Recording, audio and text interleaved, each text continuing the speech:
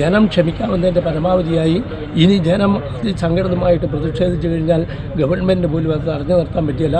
അതുകൊണ്ട് ഉത്തരവാദിത്തപ്പെട്ടവർ ആത്മാർത്ഥമായിട്ട് ഈ കാര്യത്തിൽ ഇടപെടണം എന്നുള്ളതാണ് ഇവിടുത്തെ പൊതുജനം ആവശ്യപ്പെടുന്നത്. അത് ഒരു വിട്ടുവീഴ്ചയ്ക്ക് വേണ്ടി തയ്യാറല്ല. അവിടെ ഇപ്പോഴും ആന തമ്പടിച്ചിരിക്കുകയാണ്. അത് ഓടിക്കുന്നതിനോ അല്ലെങ്കിൽ അവിടെ ഫെൻസിങ് ഉണ്ടാക്കുന്നതിനെ പറ്റിയുള്ള ദീർഘകാലമായിട്ടുള്ള പദ്ധതികൾ ആലോചിക്കേണ്ടത്. എവിടെയാണ് ജനങ്ങൾക്ക് സുരക്ഷിത? പകൽ പോലും കുട്ടികളെ സ്കൂളിൽ വിടാൻ പറ്റുമോ?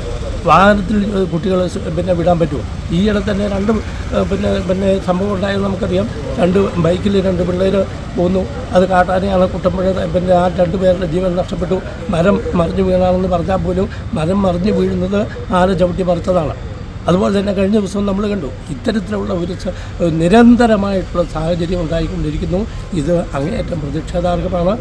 ഏറ്റവും പുതിയ വാർത്തകളും വിശേഷങ്ങളും വിരൽ തുമ്പിലറിയാൻ സീ മലയാളം ന്യൂസ് എല്ലാ ഡിജിറ്റൽ പ്ലാറ്റ്ഫോമുകളിലും ലഭ്യം.